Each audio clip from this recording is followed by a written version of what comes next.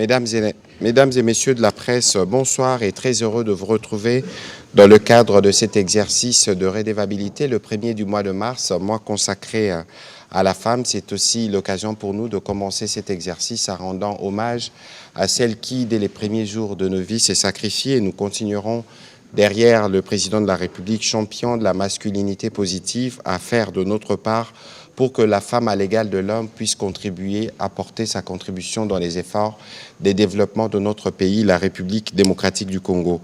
Ce soir, nous allons vous parler d'un sujet dont vous avez sûrement entendu parler, mais qui représente pour nous, dans le cadre de notre stratégie justement pour le retour de la paix dans l'Est du pays, un point central. Nous allons vous parler du programme de désarmement, démobilisation, relèvement communautaire et stabilisation. Comme vous pouvez le voir, nous disposons d'une stratégie nationale et évidemment, il y a un coordonnateur national, M. Jean-Dédier Tangantita. Bonsoir et bienvenue dans cet exercice de redevabilité. Bonsoir Excellence et merci beaucoup pour cette opportunité. Et donc avec lui, nous aurons l'occasion de faire le point parce que, comme vous le savez, la réinsertion communautaire des ex-combattants est un des points centraux. La solution sur laquelle le gouvernement de la République est en train de travailler doit permettre le retour d'une paix que nous voulons durable et définitive. Et la paix que nous voulons durable et définitive passe aussi par les désarmements et la démobilisation de ceux qui ont choisi les métiers des armes aujourd'hui pour diverses raisons, pour qu'ils puissent se convertir à autre chose. Nous aurons l'occasion d'aborder des sujets tout à l'heure avec le coordonnateur. C'est pourquoi nous sommes ici ce soir, parce qu'y compris dans les cas de processus en cours, notamment à Washington comme à Doha, les combattants qui en seront issus, beaucoup devront être réinsérés. Et puis n'oubliez pas que nous disposons d'une autre branche qu'on appelle réserve armée des défenses, qui pourra voir ceux qui pourront servir de réservistes. Alors, monsieur le coordonnateur, comme je le disais tout à l'heure, nous disposons d'une stratégie nationale, le PDDRCS. Je crois que le point de départ de la conversation devrait être le sens même de ces programmes, en quoi elles consistent et pourquoi désormais, pourquoi démobiliser, pourquoi réinsérer communautairement et stabiliser. C'est déjà les bons points de départ et puis évidemment, nous aurons l'occasion de revenir après vos mots introductifs sur les questions des professionnels des médias pour qu'ils puissent être davantage édifiés sur notre stratégie et sur ce qui s'est fait pour que la paix puisse être, pour que la paix puisse être restaurée, mais pour qu'aussi ceux qui ont choisi les métiers des armes puissent y renoncer définitivement. Vous avez la parole.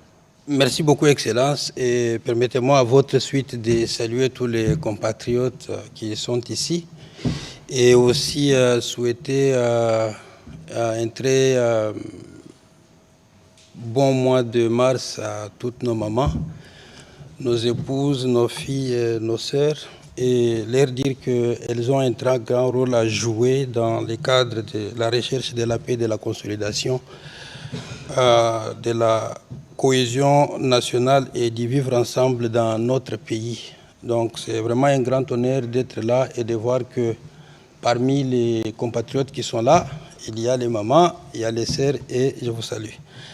Alors, pour répondre à la question, pourquoi le PDDRCS en ce moment, c'est que la République démocratique du Congo fait face à une crise depuis plusieurs années. On a les groupes armés qui pullulent ici et là. Et la volonté ferme de son Excellence Félix Antoine Tshisekedi Tshilombo, président de la République, chef de l'État à qui je rends hommage, était de contribuer à la consolidation de la paix, la réconciliation nationale et la reconstruction socio-économique pour une stabilisation de notre pays.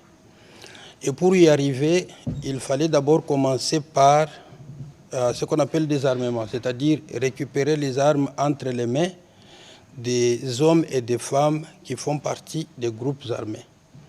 Les démobiliser, c'est dire qu'il faut les sortir des groupes armés en leur offrant de nouvelles alternatives socio-économiques pour qu'ils arrivent à produire les biens et les services tout en fournissant, en répondant aux besoins de leur communauté, mais en y tirant un revenu pour leur propre vie Et le relèvement communautaire, c'est arriver à supporter les communautés qui vivent dans les zones affectées par les conflits pour qu'elles puissent développer la résilience, elles puissent se relever et recommencer une nouvelle vie. Et stabiliser, c'est dire arriver à restaurer l'autorité de l'État dans les zones qui étaient jadis affectées ou occupées par les groupes armés, améliorer la sécurité dans ces zones-là et aussi permettre à toute la population qui y vit d'avoir accès à un revenu.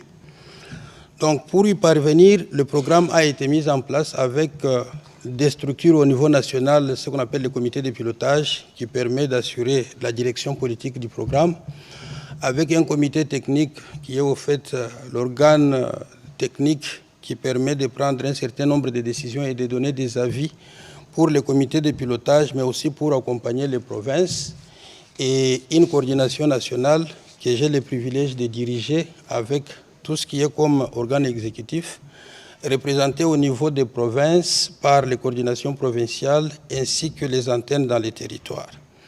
Le comité de pilotage se retrouve également au niveau des provinces avec ce qu'on appelle, représenté par ce qu'on appelle le cadre de concertation pour la paix en appui au programme, qui est au fait une sorte de mini-comité de pilotage qui est présidé par les gouverneurs de province, qui au fait constitue un centre d'analyse, de réflexion, d'action et même de reformulation de l'action au niveau de la province. Alors, depuis que nous sommes arrivés à la tête de ce programme, on a réalisé un certain nombre de choses, notamment le désarmement de pratiquement 4 875 clients jusqu'à la fin du mois de février, mais nos opérations sont en cours. Nous sommes déjà au-delà de 5 000 clients qui ont déjà été traités. Peut-être qu'avant de parler de 5 clients attendant de 5 000 démobilisés, oui, peut-être que vous pouvez nous donner la délimitation géographique des aires où vous opérez et évidemment nous dire aussi comment ces éléments ont été récupérés pour être réinsérés. Merci beaucoup, Excellence. Nous intervenons actuellement dans 5 provinces, mais je dirais dans 6 provinces, au fait, parce que nous sommes dans la province de l'Ituri, dans le Nord Kivu, le Sud Kivu, le Maniema et le Tanganyika. Et depuis la fin de l'année passée, nous sommes opérationnels dans la province de Kinshasa, spécifiquement dans la zone de Maluku, et nous sommes en train d'évoluer vers la zone Maïndombe, parce que sur instruction de la hiérarchie, nous intervenons sur la question de Mobondo que nous avons commencé à traiter depuis quelques mois. Alors, la question que vous posez, c'est comment est-ce que nos clients arrivent à être intégrés dans les programmes.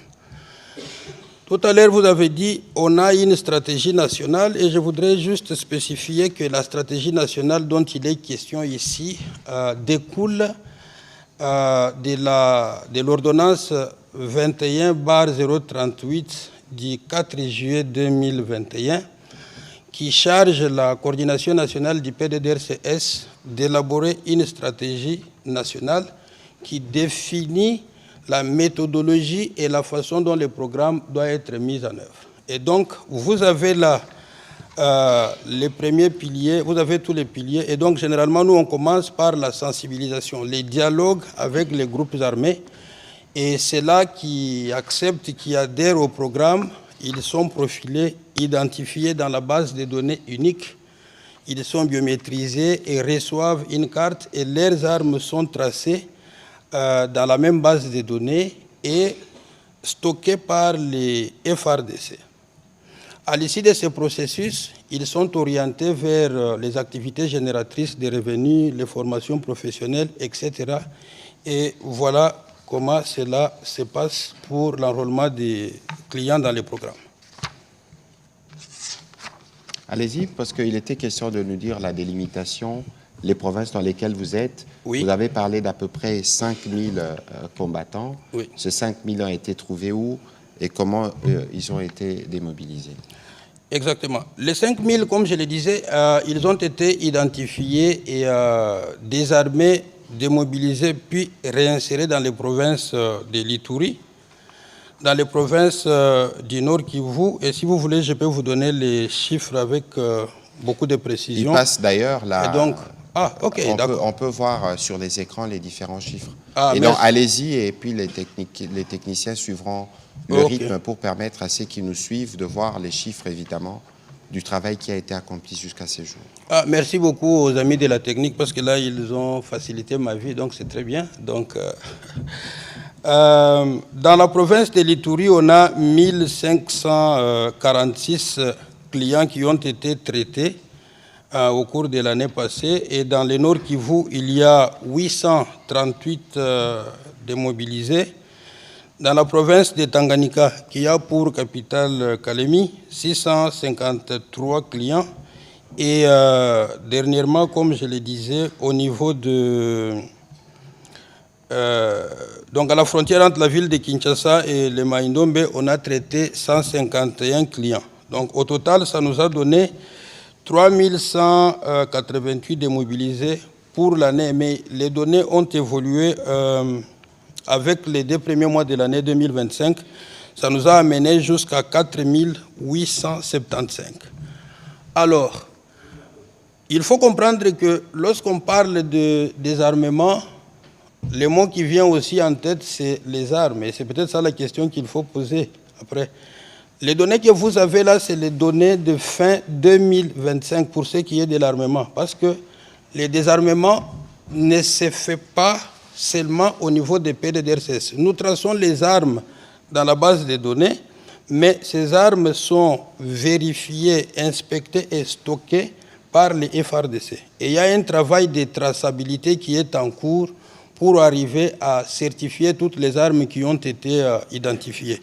Et donc, si vous revenez ça, vous verrez que nous sommes à presque 1000 armes. Donc, on était à 900 quelques armes qui étaient certifiées et stockées dans les entrepôts des FRDC.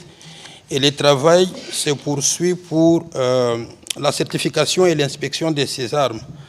Au-delà de ça, on a collecté au moins 5000 munitions de différents calibres, 40 explosifs et plusieurs effets militaires et des armes traditionnelles. Il faut faire la différence. Lorsque je vous parle des armes ici, je vous parle simplement des armes de guerre ou des armes conventionnelles. Donc je ne prends pas en compte les armes traditionnelles ou les armes blanches. Les armes blanches, les flèches empoisonnées. Par exemple, quand vous allez dans les Tanganyika, ça c'est une particularité.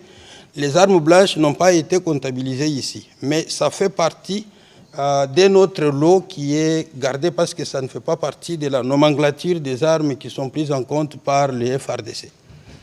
Voilà ce que je voulais ajouter par rapport à ça. Et là, vous avez quelques éléments, mais il faut aussi comprendre qu'il y a un peu de métaphysique derrière ça, parce que là, vous pensez peut-être voir qu'il s'agit de morceaux de bois, mais c'est des morceaux de bois qui sont chargés et qui ont un certain pouvoir. Et nous savons comment on traite ça. OK. Et donc, vous avez parlé du cas du Tanganyika, vous avez parlé du cas de l'Ituri. Oui. C'est quelle partie du Nord Kivu spécifiquement où vous avez désarmé ces éléments? Essayez de nous expliquer un peu. Vous les approchez, ils acceptent, et surtout la dimension de la réinsertion communautaire, parce que très souvent, le cycle est récurrent, parce que parfois, les programmes des DDR n'aboutissent pas. C'est pour ça que justement, cette fois-ci, on parle des réinsertions communautaires et stabilisation. Oui, Excellence. Je vais vous parler de ce que nous avons fait dans la province du Nord Kivu. Et actuellement, nous sommes focalisés sur les territoires de Beni, la ville de Beni, ainsi que Butembo, Lubero, où nous travaillons actuellement. Et comme je disais, à ce moment, nous avons 838 clients qui sont actuellement engagés dans les programmes. Mais la question, comme je disais, comment est-ce qu'on procède? Notre approche, c'est essentiellement une approche communautaire. Parce que le PDDRCS travaille dans les communautés, pour les communautés, avec les communautés. Et on ne fait rien sans les communautés. Et lorsqu'on parle du travail que l'on fait dans les communautés, il faut voir aussi les rôles que les femmes, que les jeunes, que les leaders traditionnels jouent au niveau de nos zones d'intervention pour sensibiliser, parce que aujourd'hui, c'est très clair de comprendre que toutes les dynamiques de conflits sont entreliées. Et donc, c'est difficile de dissocier les rôles de tous ces acteurs que je viens de vous citer. Et donc, ce que nous faisons, c'est qu'on implique ces personnes qui sont au fait membres, qui se retrouvent dans nos CCPAP et qui reçoivent les messages du programme, on les forme, on leur fait comprendre les contenus de la stratégie nationale et les biens fondés du processus de désarmement. Ce sont ces membres des communautés, ce sont ces leaders communautaires, ces leaders religieux qui passent maintenant de village en village pour sensibiliser en général leurs propres enfants.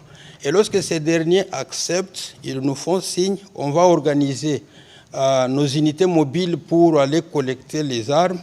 Il y a tout un travail qui se fait là-bas et une fois que cela est fait, on récupère les armes, on les oriente et on commence par un processus. Mais là aussi, si vous me donnez l'occasion de revenir à ce que je n'ai pas évoqué tout à l'heure, c'est parler de quelques innovations que nous avons amenées dans ce programme.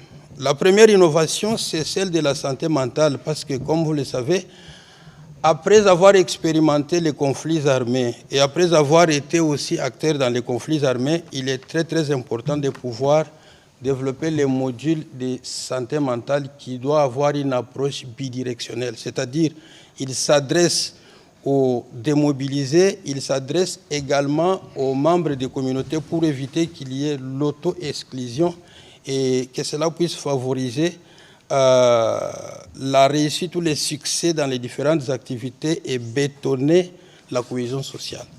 Donc, à l'issue de ce processus qui est transversal de santé mentale, on passe, et là j'ai un protocole d'accord stratégique avec le programme national de santé mentale qui est sous l'autorité du ministère de la Santé publique.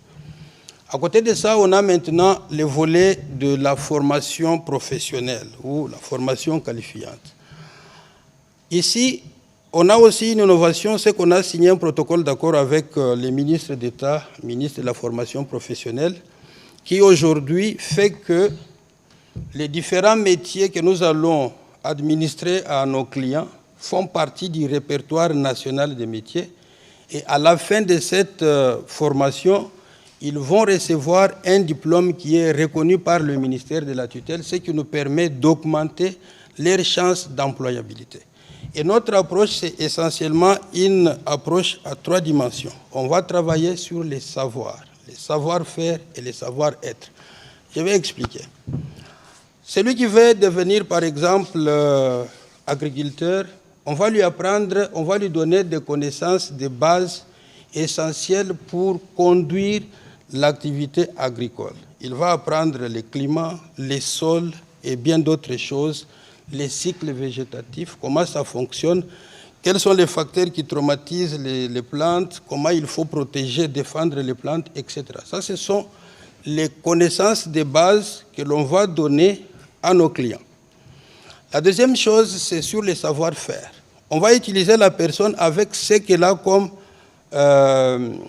capacité, avec ce qu'elle a comme bras, yeux, tous ses sens, utiliser un certain nombre d'instruments relatifs au secteur dans lequel il est formé pour qu'il arrive à produire les biens et les services liés à ces domaines-là. Le savoir-être, c'est faire en sorte que le monsieur ou la dame qui est dans le secteur agricole apprenne à vivre avec ses contemporains, avec sa communauté. Il va produire les biens et les services, mais il doit savoir les vendre pour les mettre à la disposition des autres. Il doit aussi savoir se comporter en conséquence avec les autres pour que sa production puisse être consommée localement et lui, en retour, puisse tirer les revenus de cela pour la survie. Transversalement, dans ces volets techniques de formation, on a plusieurs modules transversaux, notamment le module de l'entrepreneuriat. On apprend aux gens à entreprendre, c'est-à-dire à identifier les opportunités qui découlent du déséquilibre entre les biens et les services dans sa communauté. Ça, c'est très important parce que lorsqu'on forme, je prends juste l'exemple de l'agriculture, je peux vous donner autant d'exemples basés sur ce que nous voyons et ce que nous faisons. Lorsque nous formons les agriculteurs, les démobilisés qui deviennent agriculteurs, je ne vais pas former un agriculteur qui va produire par la routine, par l'habitude, comme tout autre agriculteur. Moi, je vais former un agriculteur qui sait faire calculer. Donc, il doit calculer les déséquilibres des biens et des services au cours de l'année. Et à ce moment-là, il va bien programmer. Mon objectif, c'est qu'il arrive à gagner plus d'argent en travaillant de manière optimale. Donc ça, c'est pour ce qui est de la formation. Mais parce que le travail agricole, en général, c'est aussi un facteur de cohésion sociale dans nos communautés ou dans les zones d'intervention où nous travaillons. Je ne veux pas simplement encourager les gens à travailler seuls. Ils travaillent en communauté. C'est pour cela qu'on a inséré aussi les modules de la formation coopérative et l'entrepreneuriat coopératif. De quoi il s'agit? Il s'agit ici de donner les formations de base aux démobilisés pour qu'ils apprennent à développer ces aptitudes à travailler en groupe. Parce qu'on a l'habitude de dire « l'union fait la force ». À ce moment-là, ils apprennent à produire, et c'est pour cela que vous verrez par exemple qu'il y a Katoto, dans l'Ituri, je vais peut-être en parler plus tard, on a développé les champs individuels et les champs collectifs. Mais tout ça, ça fait partie d'une ingénierie que nous avons mis en place pour regrouper les gens afin qu'ils travaillent individuellement et en groupe. Mais notre intérêt aujourd'hui, c'est aussi de bétonner la cohésion sociale dans les communautés. Parce que généralement, pendant les conflits, il y a eu des moments où certaines communautés sont séparées les unes des autres. Il y a eu les gens qui étaient dans des groupes armés opposés.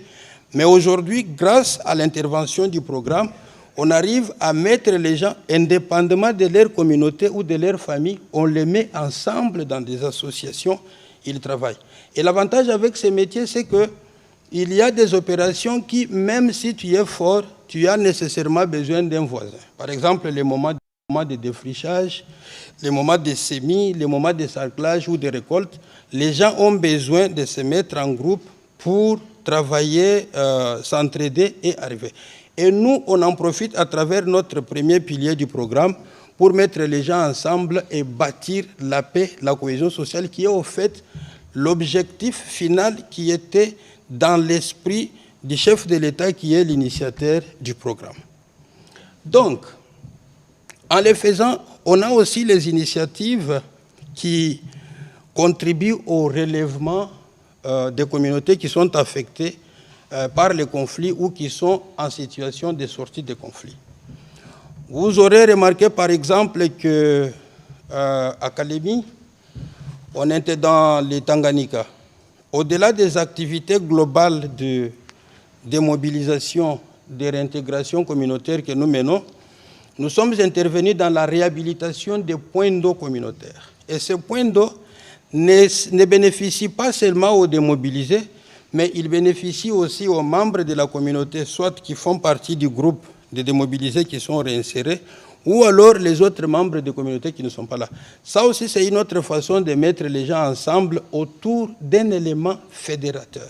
Nous sommes en train de créer les conditions pour que les hommes et les femmes en situation post-conflit arrivent à trouver un intérêt commun. Et l'intérêt commun ici, c'est par exemple le point d'eau qui leur permet de répondre à un problème commun. Au lieu qu'on fasse 3, 4, 5, 10 km pour aller chercher de l'eau, on arrive à ramener l'eau plus proche du village et ça continue de cette manière-là. Voilà ce que je peux vous dire actuellement pour ce qui est de la réintégration communautaire, de la réinsertion socio-économique, mais nous sommes en train de faire en sorte que ces activités-là ne se limitent pas seulement au volet économique. Parce que pour qu'il y ait la paix, il faut certes que les gens puissent trouver les débouchés économiques pour avoir les moyens de survie, d'autoprise en charge, mais ça ne suffit pas. Il faut qu'il y ait la cohésion sociale. Il faut qu'il y ait le vivre ensemble parce que les conflits c'est vraiment, il faut les voir de manière globale. Il n'y a pas que l'économique, il faut voir les social, il faut voir plusieurs autres aspects. Voilà pourquoi, à travers les premiers piliers de notre programme, c'est vraiment la résolution des conflits et la cohésion sociale. Ça permet vraiment de bétonner la cohésion sociale dans les communautés et faire en sorte que ces individus qui sont retournés dans leur zone ou qui sont dans les zones de réinsertion se sentent en sécurité, se sentent impliqués, intégrés. Et là, il y a tout un travail que nous faisons aussi au niveau de la structuration. J'ai parlé des structures fêtières. On ne va pas se limiter à former les démobilisés qui produisent le maïs ou à constituer un nouveau groupe de personnes, de démobilisés qui vont être des privilégiés dans leur communauté. Ce n'est pas ça notre approche. Notre approche, c'est encourager l'intégration. C'est de faire en sorte que les démobilisés soient absorbés, dilués dans la communauté. Et c'est pour cette raison que vous verrez que, par exemple, lorsque on fait la réinsertion, on a opté pour les ratios d'un combattant contre des membres de la communauté. Ça permet d'éviter que le programme soit considéré ou soit appréhendé comme étant une prime à la violence. Et en ayant constitué les associations ou les groupements associatifs ou coopératifs, on travaille également pour accompagner ces organisations ou ces structures-là dans leur maturation organisationnelle et leur adhésion à des structures fêtières. Pour ceux qui ont vécu dans les zones telles que les Kivu et l'Ituri, vous verrez que le mouvement associatif est un peu plus avancé. Et donc, il y a tout un travail que nos experts de réintégration et de relèvement communautaire font pour faire en sorte que les associations qui sont constituées par les démobilisés et les jeunes enclins à la violence dans les communautés soient accompagnées dans leur processus de maturation organisationnelle pour qu'ils adhèrent à ces structures fêtières pour véritablement asseoir la cohésion sociale. On va essayer d'avancer notamment avec les questions de professionnels des médias, mais bien avant, les 5000 démobilisés actuels le sont, et il faut le mentionner, sur financement propre du gouvernement. Qu'est-ce que vous pouvez nous dire rapidement, parce que dans les cadres des accords de Washington, il y a un volet qui concerne aussi les désarmements, la démobilisation. Quelles sont les dispositions que vous avez prises dans ces cadres? Oui, mais Excellence, je vous remercie parce que là, vous touchez un point qui, je pense que tous les Congolais qui me suivent aujourd'hui, y compris tous les Africains, ils devraient être fiers aujourd'hui de notre gouvernement. Parce que depuis que nous sommes à la tête de ce programme, on a vu un gouvernement qui, indépendamment de ce qu'il a comme priorité d'ordre sécuritaire et tout ce que vous connaissez comme problème, le gouvernement de notre pays que dirige Madame la Première ministre Judith Suminwa a déployé les moyens conséquents. Et nous avons travaillé 100% pour tout ce qui est désarmement et démobilisation avec les fonds de notre pays. Et vous devez en être fiers comme moi. Lorsqu'on a commencé en janvier, parce qu'on a pris les responsabilités du programme en janvier 2025, on était d'ailleurs les derniers passagers à quitter Goma pour aller en Ituri, parce qu'on est parti de Goma le 25 janvier 2025. On arrive en Ituri, on démobilise 1200 clients, 1228. On a compté sur les partenaires à gauche, à droite. On a commencé un travail, mais avec les procédures, la lenteur, on a fait les plaidoyers avec notre gouvernement qui a mis à notre disposition les moyens. Voilà pourquoi on a commencé avec une approche pilote de réinsertion socio-économique. Et ce que je suis en train de vous dire, je le dis avec joie, amour et fierté, parce que c'est les choses que moi-même j'ai vécues, j'ai touchées, et je suis l'homme le plus heureux parce que je suis le témoin de ce que nous avons fait et de l'impact que cela donne aujourd'hui en Ituri. Je vous ai parlé de Katoto, c'est à 45 km de Ituri. Là, on a fait avec notre propre gouvernement, en Ituri, merci beaucoup, c'est de la ville de Bunia. Oui, À 45 km, pour ceux qui ont la chance de partir à Noturi, je vous invite, parce que là, on a un projet financé de A à Z par notre gouvernement. Et ce projet fonctionne très bien. Les témoignages que je reçois là-bas, ah voilà, c'est là-bas là. C'est là qu'on avait lancé le projet. Voilà, ça c'est, voilà à quoi ressemble ce projet. Les vaches que vous voyez là sont achetées avec votre argent, avec l'argent de votre gouvernement. Et vous devez en être fiers parce que c'est pour une fois. Généralement, lorsqu'on fait des projets comme ça, ce sont les partenaires extérieurs qui financent la réinsertion. Mais cette fois-ci, je suis tellement content de voir que le chef de l'État, à travers son gouvernement et le ministère de la Défense que dirige le VPM Guy, a mis à la disposition du programme les moyens qui ont permis de financer ces programmes-là à 100% et ça fonctionne. Alors, sur le processus de Washington? Merci, Excellence. Pour ce qui est du processus de Washington, vous savez bien que le PDDRCS a été mentionné expressément dans ces accords et nous sommes aujourd'hui l'ancrage communautaire de tout ce que nous avons comme succès diplomatique au niveau des communautés. Je vais m'expliquer. Aujourd'hui, pour que ma grand-mère qui se trouve à Katoto ou qui se trouve sur le terrain, je ne sais pas, à Lubero ou à Butembo, sente le bien fondé ou ressentent les dividendes de tous ces accords, il faut passer par le PDDRCS. Parce que c'est le PDDRCS qui vous donne l'ancrage communautaire pour amener tous ces dividendes-là au niveau des communautés.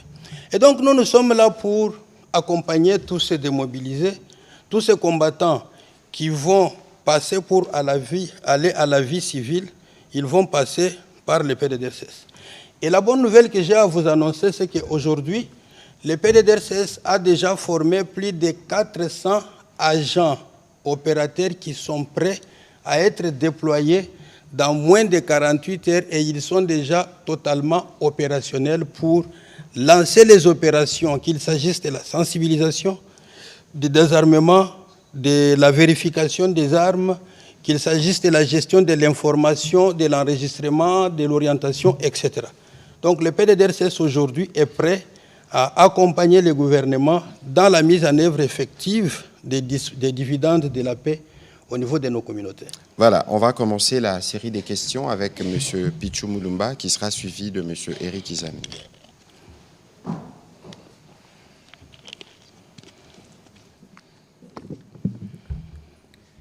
Merci, Monsieur le ministre. J'ai deux petites questions à Monsieur le coordonnateur et une seule d'actualité vous concernant. Monsieur le coordonnateur, votre programme est en principe un processus destiné à réinsérer d'anciens combattants dans la vie civile. Or, nous parlons des démobilisés qui possèdent toutes les notions ou la maîtrise du maniement des armes. Dans ce contexte, quelle est la relation entre le PDDRCS et la réserve armée de la défense? Deuxième question, le financement et la coordination avec les partenaires internationaux restent des enjeux majeurs. Votre programme dispose-t-il aujourd'hui des moyens nécessaires pour atteindre ces objectifs? Autrement, quel est aujourd'hui le niveau de financement de votre programme? Monsieur le porte-parole du gouvernement, vous avez évoqué les accords de Washington tout à l'heure. Vous revenez d'un périple qui vous a conduit du Canada à Paris, où vous avez longuement expliqué les contours de ces accords. Quel regard, quel ressenti avez-vous perçu chez les Congolais de la diaspora quant à l'engagement du gouvernement dans cette dynamique de partenariat avec les États-Unis? Alors, merci pour cette question pertinente. Je crois que je vais commencer par là. Il y a un gros intérêt. Et toutes les fois, que ce soit au Canada, à Ottawa ou à Paris, et bientôt dans les Bandoudu, n'oubliez pas que nous avions commencé à Kinshasa, on a été à Kolwezi, nous serons partout où se trouvent les Congolais pour leur expliquer le bien fondé de cet accord, parce que c'est un accord du futur, bien plus que du présent d'ailleurs, au regard de l'implication que cela aura dans la relation bilatérale, spécifiquement avec les États-Unis d'Amérique. Les ressentis, il est positif. Je pense que les Congolais, dans leur grande partie, sont ceux qui, comme nous, sont mobilisés pour le retour de la paix. N'oubliez pas que nous avons, et c'est l'occasion de saluer la grande mobilisation de la diaspora pour dire non à ce qui se passe dans l'est de notre pays. Vous les avez vus plusieurs fois dans les cas de Congolais Téléma ou dans d'autres émissions.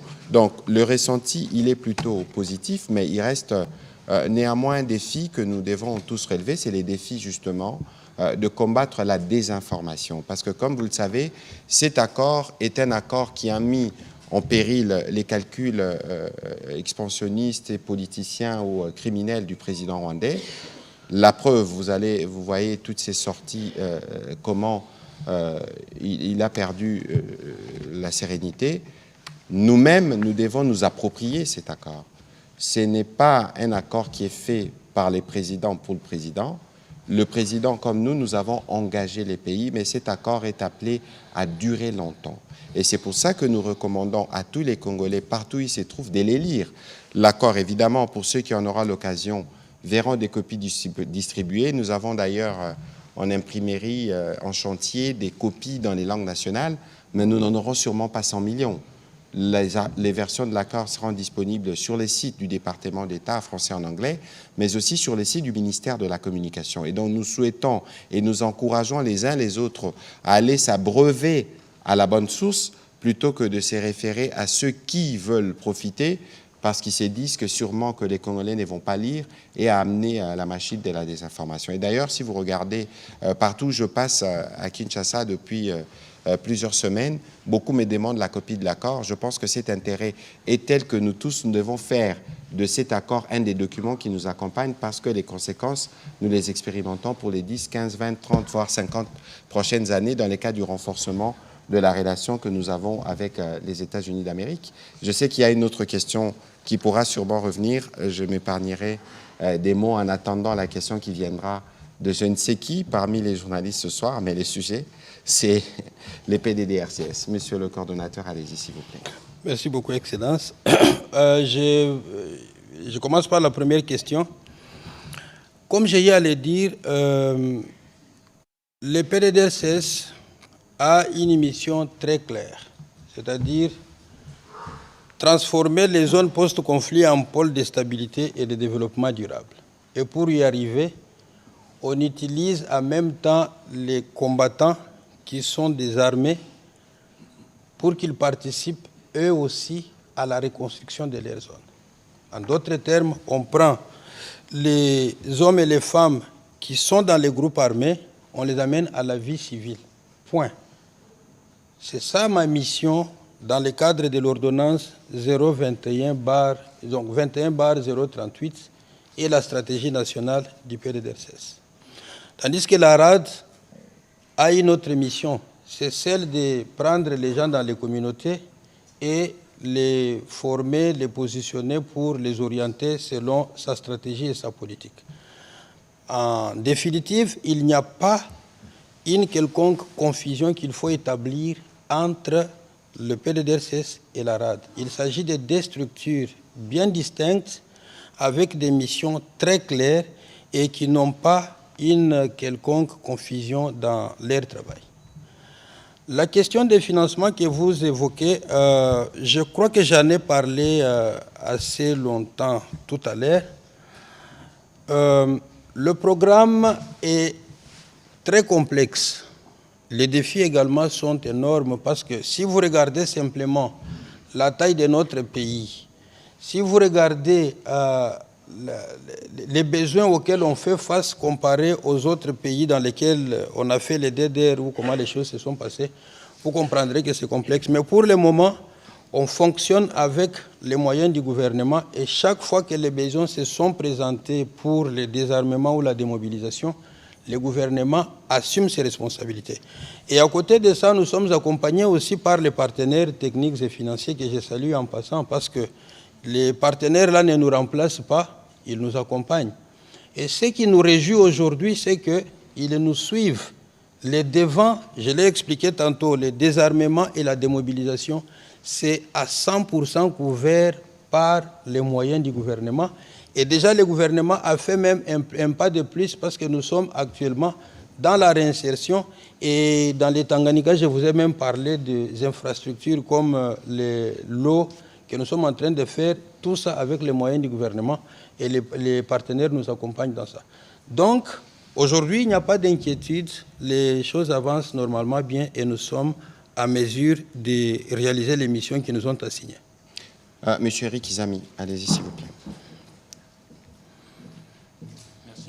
Merci, Monsieur le ministre, pour la parole. Monsieur le coordonnateur, merci du travail que vous abattez. Je ne sais pas pourquoi est-ce que vous parlez du lexique client pendant que l'on devrait parler des combattants. Ça me perturbe un peu.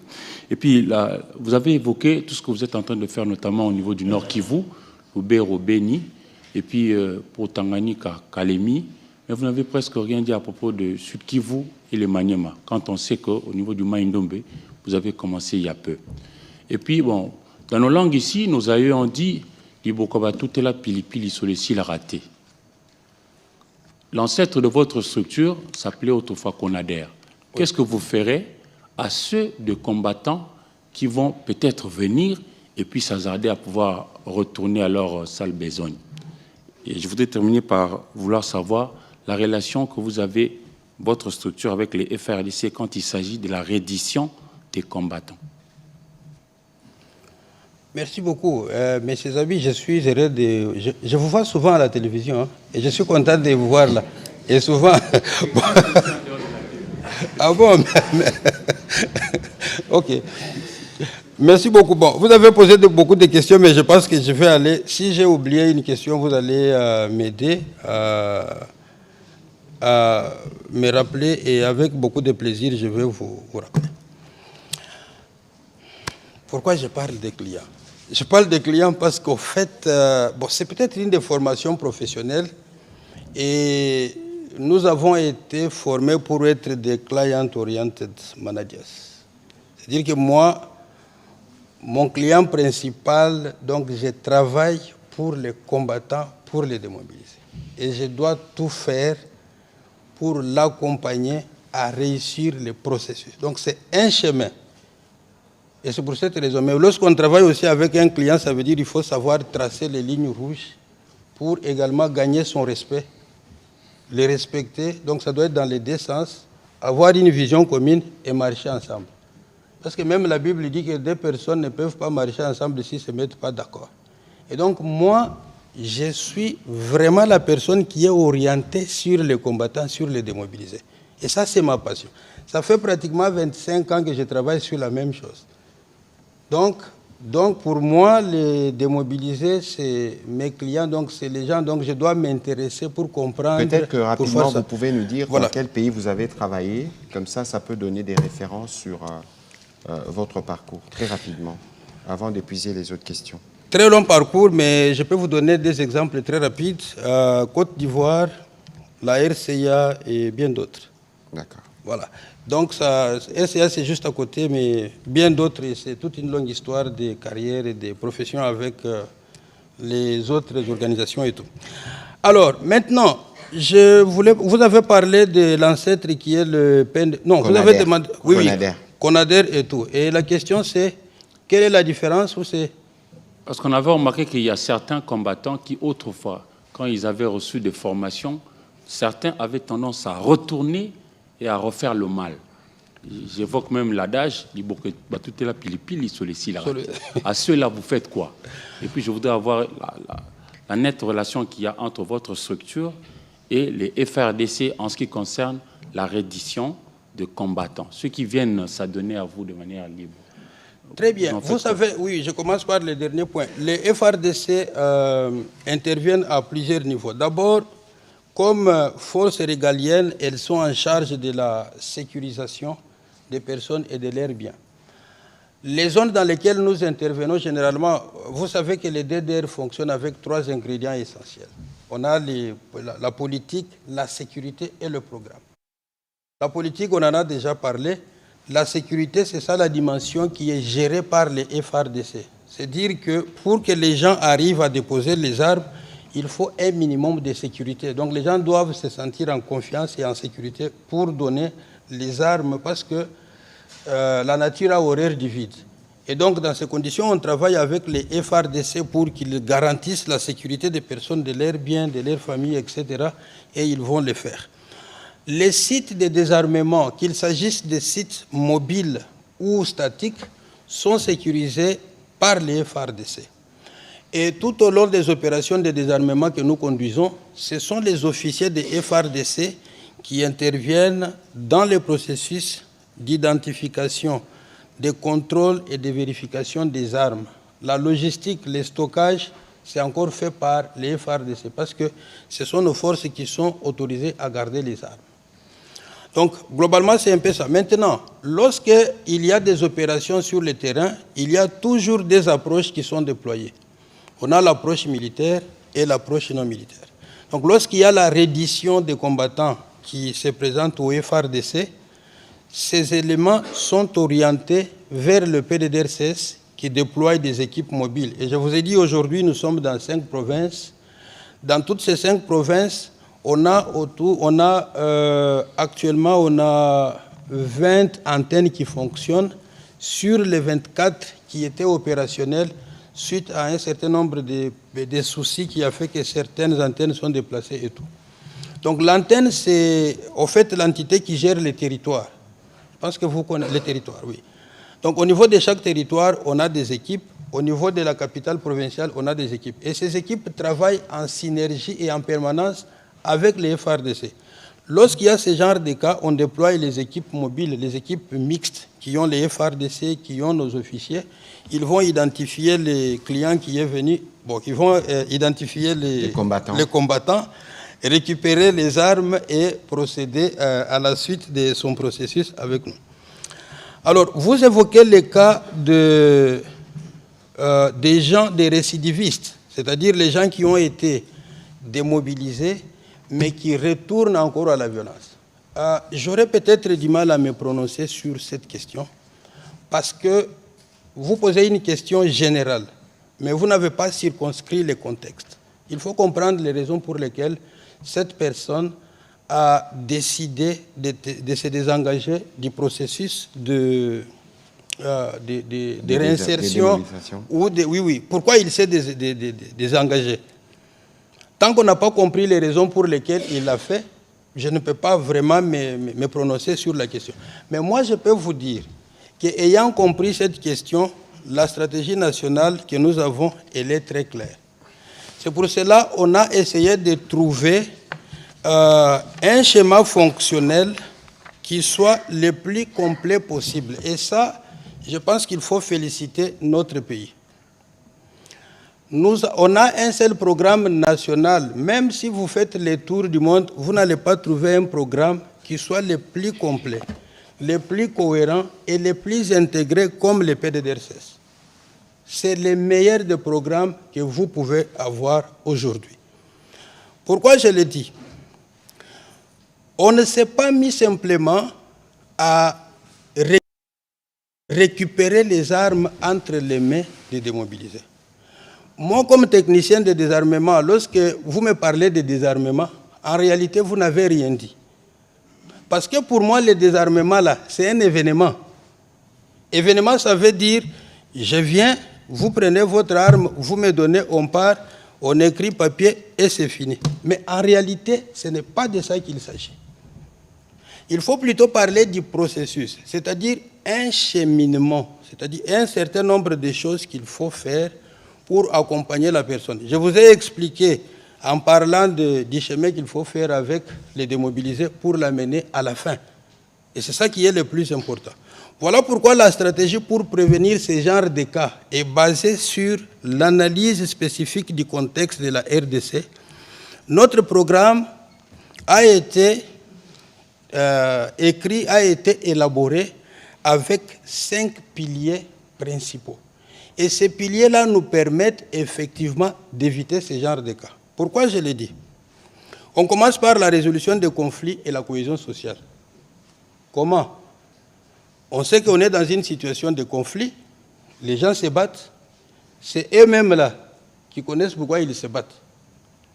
Comme c'est encore eux qui se battent et qui connaissent les raisons, nous ne sommes que des catalyseurs. On intervient pour accompagner les gens, pour les aider à répondre à de bonnes questions et trouver de bonnes réponses pour qu'il y ait une paix durable. Ça se fait à travers les premiers piliers. celui de la résolution des conflits et cohésion sociale. On identifie les causes, pourquoi les gens ne s'entendent pas, pourquoi ils ont pris les armes.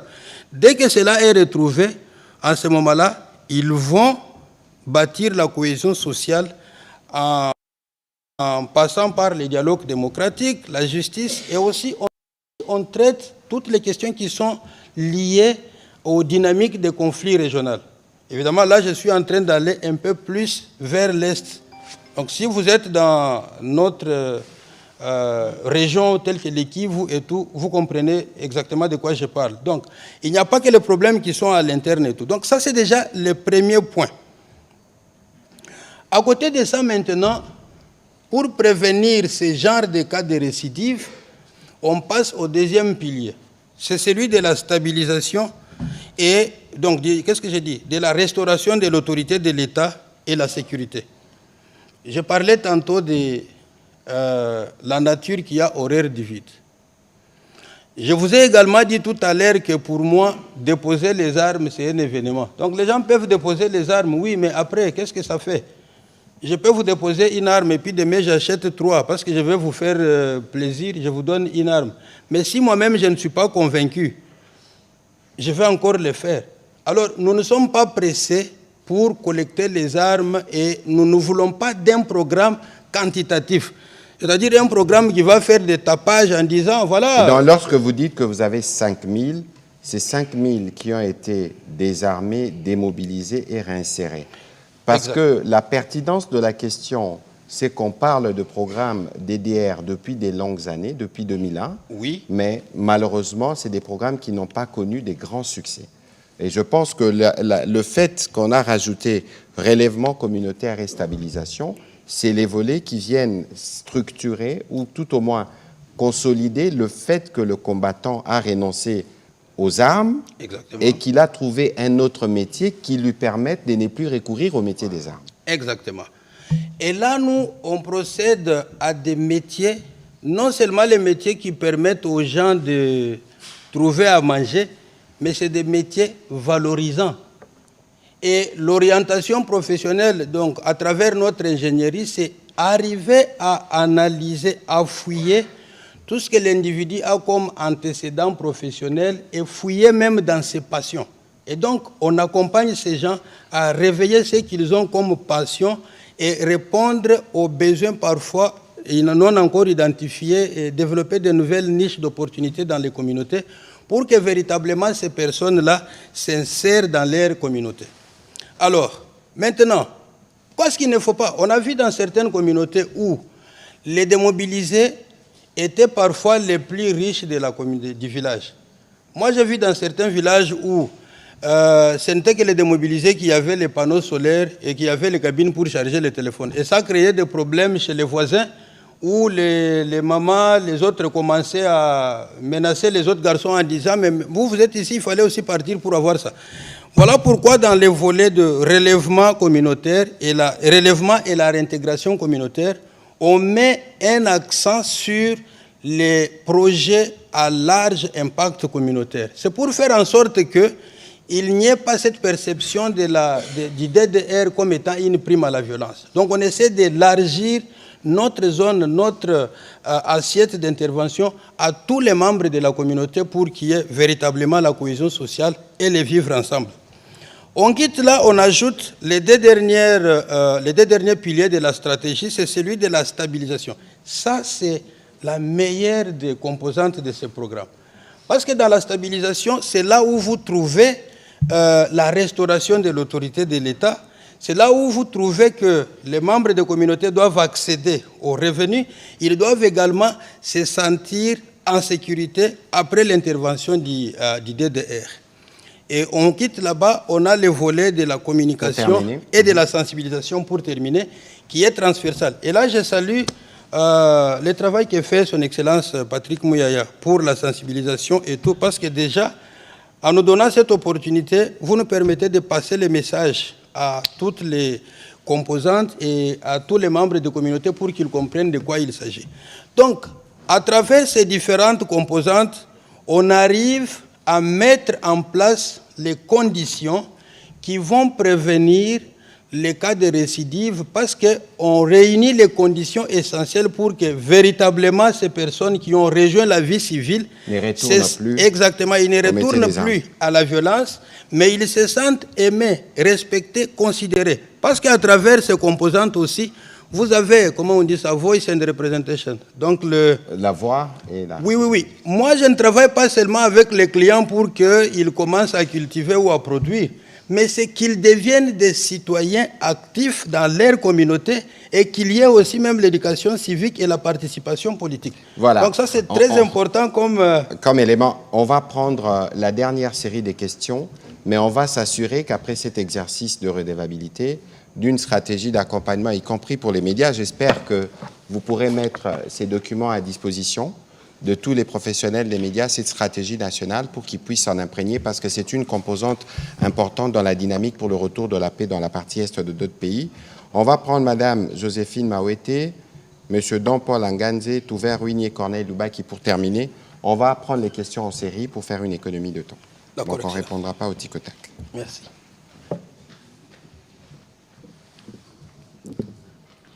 Monsieur le coordonnateur, j'ai deux questions. La première est celle-ci. Avez-vous mis en place des mécanismes pour éviter que les programmes soient perçus comme une récompense pour ceux qui prennent les armes? Et la deuxième question... Mais je crois qu'il a fini la question tout à l'heure. Oui. Déjà, plus ou moins. La deuxième question est celle-ci. Quelle est la nature de votre coopération du PDDRC avec la MONUSCO? Oui, M. Touvert-Ruindi, allez-y, s'il vous plaît. Merci, M. le ministre, pour la parole m'accorder. Une question. Le PDDRCR, c'est très actif dans le Nord Kivu, où il y a le programme ou le projet Moudawa Amani. Aujourd'hui, ce projet est-il encore important dans la stratégie nationale? Est-ce que vous tenez aussi en compte la question femmes? Comment sont traitées les femmes qui ont pris les armes il y a peu de temps? Et peut-être au ministre, je n'ai pas été très satisfait de l'approche dans le cadre de l'accord de Washington. Vous vulgarisez cet accord.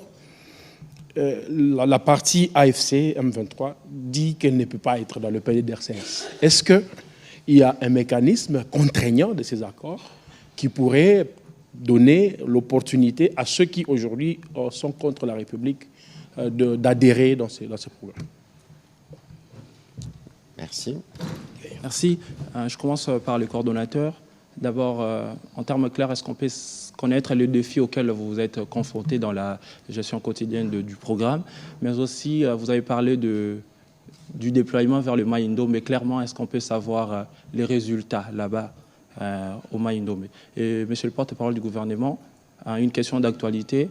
Je reprends vos mots. Vous avez dit l'année dernière, lors d'une interview, qu'on ne peut pas parler de question des changements de la Constitution, de révision de la Constitution, lorsque l'intégrité du territoire du pays est menacée. Mais aujourd'hui, ces débats refait surface et c'est même transporté vers les institutions. On voit le président de l'Assemblée nationale, le deuxième vice-président de l'Assemblée nationale tantôt qui a parlé, non, le deuxième vice-président de l'Assemblée nationale, Christophe Mbosso, qui a aussi réagi, et aussi au niveau du Sénat, où il y a la pétition. Est-ce qu'on peut avoir vos mots par rapport à cette situation? Merci. Merci. Dernière question, s'il vous plaît.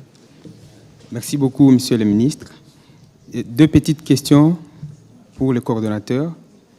J'aimerais savoir c'est quoi, ou bien la nature de la coordination de votre relation et le gouvernement provincial dans la mise en place de ces programmes.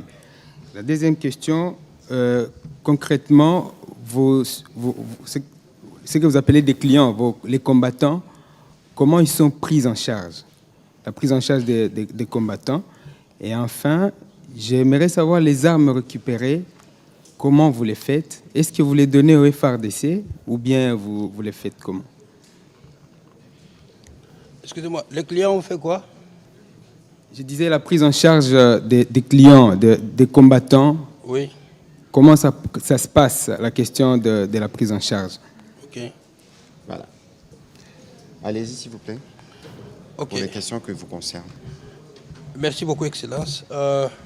Merci beaucoup les amis pour les questions qui nous permettent également de clarifier un certain nombre de choses. C'est très bien vos questions. Je vous remercie. La nature des coopérations entre le PDDRCS et la MONUSCO. Il faut d'abord savoir que la MONUSCO est ici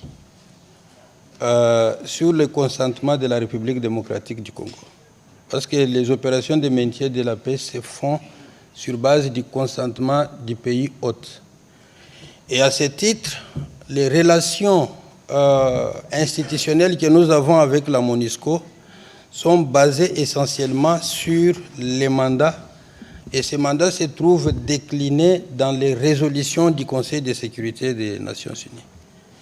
Et dans ces cadres-là, il y a l'appui au PDDRCS dans la mise en œuvre de la stratégie nationale. Et tout récemment, ce mandat a été renforcé avec les questions relatives à la prise en charge des questions des enfants. Parce que, comme vous le savez, parmi les groupes cibles qui sont traités par le PDDRCS, il y a également les enfants associés aux forces et groupes armés, que l'on a appelés anciennement enfants soldats. Donc, tout cela fait partie du travail structuré que nous faisons avec la MONUSCO. Mais le travail ne se limite pas seulement au travail de désarmement, démobilisation et stabilisation. On va bien au-delà de ça. Par exemple, avec les bureaux conjoints des Nations Unies aux droits de l'homme, parce que là, vous avez une composante MONUSCO, mais vous avez aussi une composante au commissariat des Nations Unies aux droits de l'homme. On a une coopération très rapprochée, on travaille avec eux, qu'il s'agisse du renforcement des capacités, donc en termes d'intégration de la perspective des droits de l'homme dans les programmes, dans les PDDRCS, on travaille avec eux, mais aussi quand il s'agit du vetting, donc les screenings des démobilisés qui doivent faire partie du programme, on travaille également avec eux pour nous rassurer que les démobilisés qui passent par le processus n'ont pas de soucis avec les droits de l'homme. Donc voilà un peu globalement, mais il y a d'autres composantes telles que les affaires sociales avec lesquelles, les affaires civiles, excusez-moi, avec lesquelles on travaille dans les volets cohésion sociale, résolution des conflits, prévention des conflits et bien d'autres aussi au niveau des dialogues démocratiques dans les zones d'intervention. Donc ça, c'est pour ce qui est de la coopération avec la MONUSCO. Le deuxième point, c'est le projet Muda wa Amani. Est-ce qu'il est encore pertinent? Je dois signifier que ce projet s'inscrit dans le cadre de la coopération avec la MONUSCO à travers les fonds communs de cohérence pour la stabilisation. Et donc, c'est un projet qui a fait son temps, qui a donné les résultats que nous avons tous salués. Il fonctionne et donc, je pense qu'il est pratiquement à la fin. Mais il y aura le moment où on va évaluer pour voir est-ce que les résultats escomptés ont été atteints, mais aussi après, quels sont les effets qu'on va tirer de ce programme, parce que c'est très important. Après les résultats, il faut parler des effets. Qu'est-ce qui va nous rester après avoir clôturé le programme? Et vous avez posé une très belle question sur l'intégration de la perspective genre dans les PDDRCS. C'est-à-dire, si je dois reformuler cette question, vous me demandez de vous expliquer comment on prend en compte les besoins des hommes et des femmes dans le programme. Ça, c'est très bien. Au micro, s'il vous plaît, pour être sûr que la voix est captée. Allez-y, nous ne sommes pas sur le terrain où vous parlez à vos clients, entre guillemets, les combattants. Allez-y, s'il vous plaît, on va terminer. Merci, Excellence. Alors, vous savez que les hommes et les femmes, selon la nature des conflits, expérimentent les conflits de différentes manières. Et le PDDRCS est totalement conscient de cette question. Voilà pourquoi déjà même au niveau du recrutement de nos staffs, nous faisons un effort pour qu'il y ait des hommes et des femmes. Et le président a déjà donné un exemple. Moi, dans la coordination nationale que j'ai l'avantage de diriger aujourd'hui, mon adjointe numéro 2, c'est une femme, et l'administratif, c'est un homme. Ça, c'est déjà un signal fort. Et la même philosophie se répercute partout, dans toutes les coordinations provinciales, vous ne trouverez pas une seule coordination provinciale sans femmes. Et d'ailleurs, lorsque vous allez dans le Sud Kivu, la chef, c'est une femme, et son admin, c'est aussi une femme. C'est vraiment un message fort que le chef de l'État a donné à travers ça. Ça, c'est le fondement de l'intégration de la perspective genre. Deuxièmement, lorsque nous constituons nos équipes, lorsque j'ai défini les instruments de profilage des mobilisés, on a toujours les instruments qui sont déterminés pour nous permettre de collecter les infos, selon qu'il s'agisse des femmes ou des hommes. Et notre analyse qui va informer la programmation est basée sur la sensibilité, qu'il s'agisse des hommes ou des femmes. Là aussi, si je me tourne du côté des femmes, c'est là que je comprends que dans les zones qui sortent de conflits, les femmes se retrouvent soit comme combattantes directement impliquées dans les conflits, on les retrouve comme victimes, c'est-à-dire qui ont suivi les effets des conflits, ou supporteuses, ou alors c'est elles qui sont en train d'alimenter les conflits.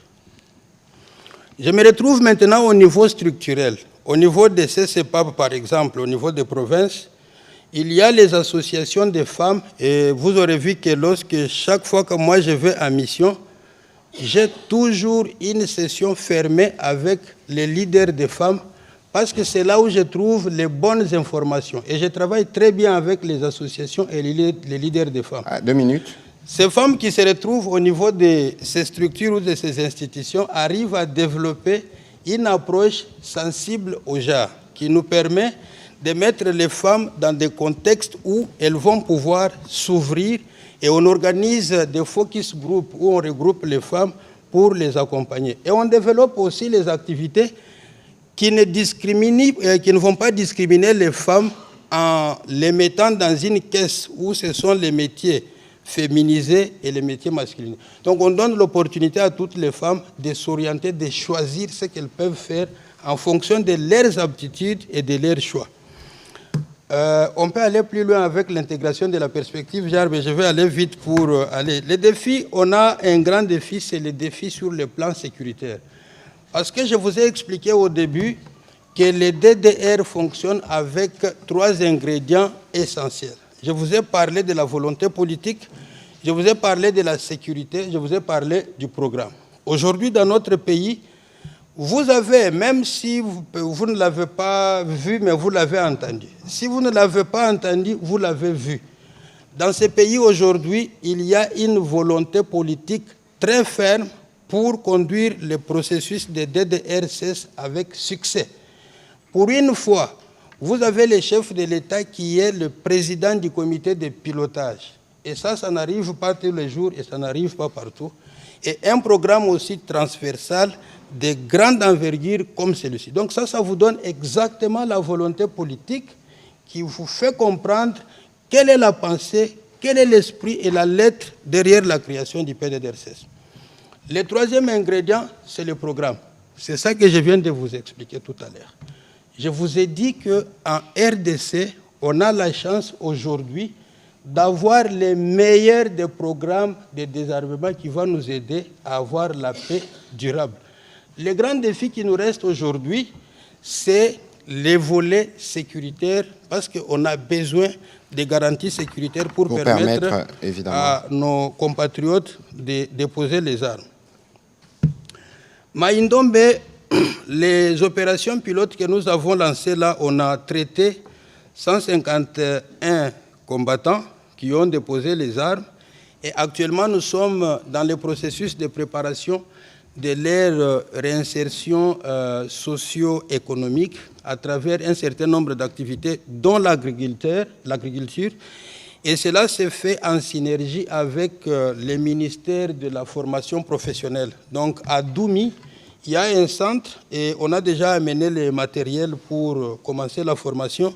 Nous sommes en train de finaliser les rubans pédagogiques pour la formation. Et l'ingénierie pédagogique à mettre en place là, c'est on va faire une formation sur l'État. Je crois qu'on aura l'occasion de revenir dessus, notamment avec le ministre délégué de la Défense qui avait reçu une mission spéciale plutôt des anciens combattants pour voir comment la situation peut être vite décantée. Alors, je reviens rapidement sur la question de tout vert parce que le journal doit commencer tout à l'heure. Écoutez, il faut lire les chapitres 2 de l'accord, point 2, parce que il faut faire parler le texte. D'une manière séquencée et coordonnée, chapitre 2 sur les désengagements, désarmement et intégration, d'une manière séquencée et coordonnée avec les désengagements de force, et comme les disposeront d'autres accords à venir, les parties appuient les désengagements, les désarmements et l'intégration de groupes armés non étatiques prévus par d'autres accords ou processus, par les processus des désarmements, des démobilisations, des réintégrations communautaires et stabilisation PDD-RCS, ainsi que les mécanismes conjoints des coordinations de la sécurité. Donc, si vous lisez l'accord, le point 2, les accords à venir dont on parle dans l'accord, c'est l'accord avec le Fils, parce que cet accord a été signé avec le Père. N'oubliez pas que dans les chapitres de l'intégration conditionnelle de forces de sécurité, lorsqu'on parle de toute réintégration éventuelle des combattants dans les forces armées et la police, s'effectue de manière rigoureuse, individualisée et conditionnelle. Ici, le Père n'est signé pas pour les militaires rwandais, parce que c'est même inenvisageable de penser qu'on peut intégrer les Rwandais dans notre armée. Ici, le Père agissait comme père du Fils. Et donc, dès que les processus de Doha se terminera, le Fils, parce que l'avenir, je l'ai déjà dit et je le répète, les discussions des Doha ont pour objectif de mettre fin à l'existence du Fils dans la forme actuelle. Ni la Constitution à laquelle on fait référence, ni aucun document, aucune charte à laquelle nous nous référons, auquel nous nous référons dans les différents processus de paix, ne reconnaît l'existence d'un tel mouvement. Et donc, il peut y avoir évidemment du bruit, comme il y en a toujours, mais ici, nous sommes dans les faits. Et sur ces sujets, peut-être que dans une autre séquence, on aura l'occasion de revenir dessus. Il y a des dispositions qui ont déjà été prises depuis que nous étions à Luanda, notamment à Kindu, des camps ont été apprêtés, et je pense que c'est ce qui arrivera, parce qu'il y a justement la possibilité des désarmements et la possibilité, évidemment, après un processus de vetting, des réintégrations individualisées et tenant compte de la loyauté vis-à-vis de l'État. Alors, M. Lubaki, très rapidement, je savais que cette question allait revenir, parce que c'est une question qui intéresse les journalistes, qui intéresse beaucoup des compatriotes dans la diaspora, je viens de là, et il est tout à fait normal que dans le cadre de la vitalité de notre démocratie, que les uns et les autres se prononcent à ces sujets-là. Nous sommes la République démocratique du Congo, y compris parce qu'il y a cette force de contradiction. Mais c'est que moi, je peux vous dire, nous, aujourd'hui, exactement comme j'avais dit à l'époque, nous travaillons à recouvrer l'intégrité territoriale. Notre préoccupation principale, c'est nos populations qui sont dans les Sud Kivu, qui sont dans le Nord Kivu, qui sont dans les parties sous occupation. Et donc, dans le cadre justement de ces processus démocratiques, je pense que ces débats doivent être considérés comme un débat démocratique où tout le monde peut avoir son opinion, mais nous, au niveau du gouvernement, les priorités sur lesquelles nous nous penchons sont connues, et les jours où la question sera abordée en Conseil de ministres, nous ne nous gênerons pas de faire les comptes rendus et de venir devant les Congolais. Et donc, je crois qu'il ne faudrait peut-être pas extrapoler les choses, il faut juger les choses dans leur contexte. Nous, les gouvernements, on est rédevables, nous reviendrons dans ces cadres-là.